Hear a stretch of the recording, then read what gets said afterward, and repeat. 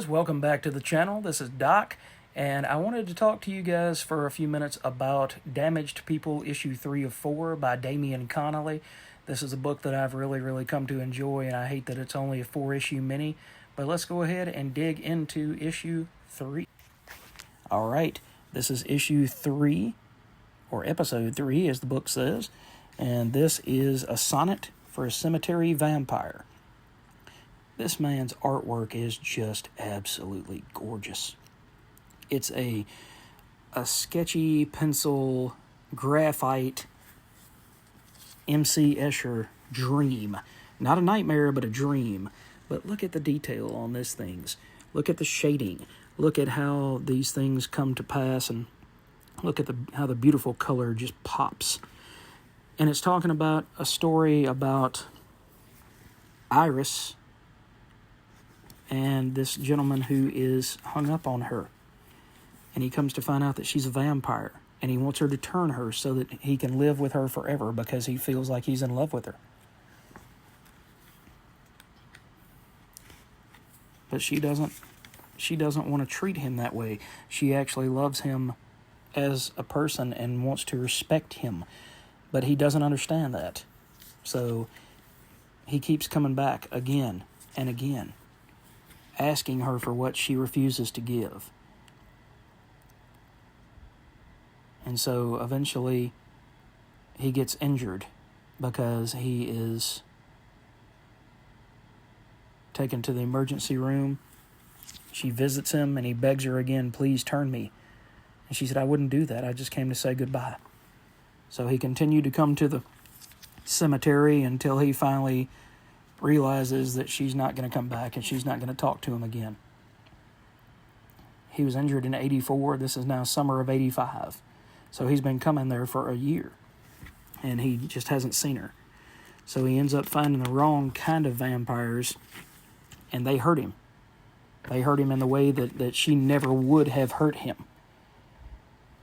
And she tries to turn him. She tries to help him, but it's too late. So he's learned too late that what she did out of love. She did it because she did truly love him. And here's the storyteller right here, and he's talking about that he doesn't see those two at the cemetery anymore. He never runs across either one of them.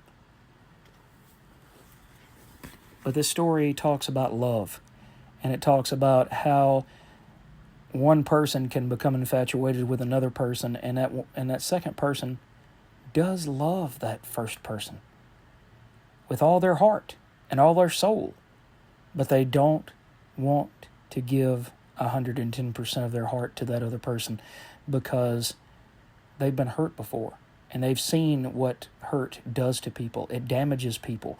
Not to be funny, but that's what this title is really about. It's about how humans hurt other humans. It's about loss. It's about grief. It's about all of those pains and sufferings that each of us deal with on a day-to-day basis when we deal with other people, because other people suck sometimes.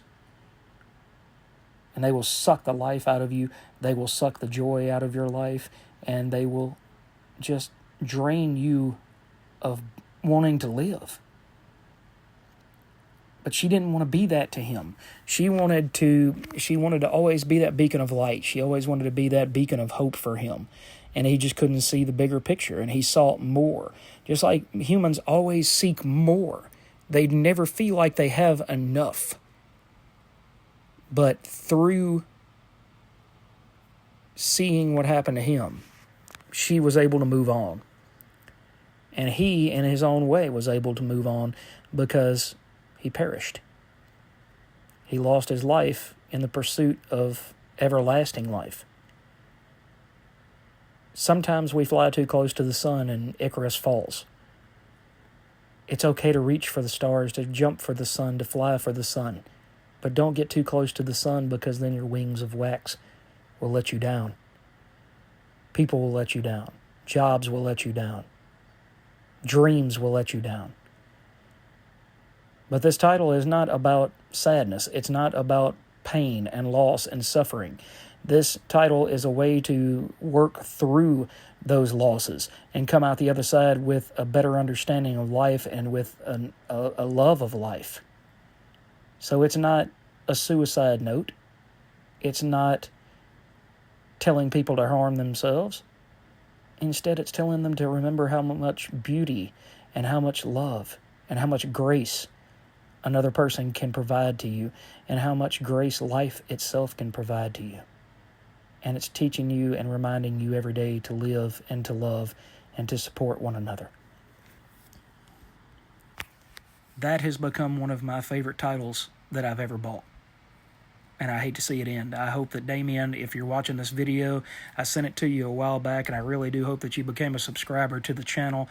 If you see this video, please continue doing more stuff. You are an absolute consummate artist, and hopefully one day, if I ever get to work on one of my own comics, I would love to collaborate with you.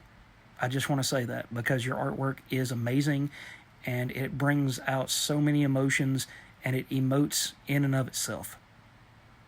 So I know there might be a language barrier there, but I just want you to know that I love your stuff, and that more people should be reading this book. I really hope there's a trade coming out for this, because people need to get this in their hands. So thank you, Alien Books, for pushing this book, and thank you, Damian Connelly, for working on this book. And I hope that each and every one of you that watches this video thoroughly enjoys this and have had a chance to read this. If you haven't, please check it out.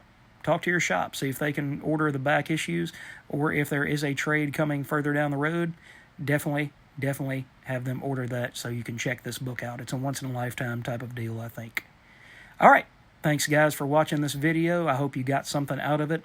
I'm really getting something out of reading this title, and I hope that you guys will enjoy and join me in the next video.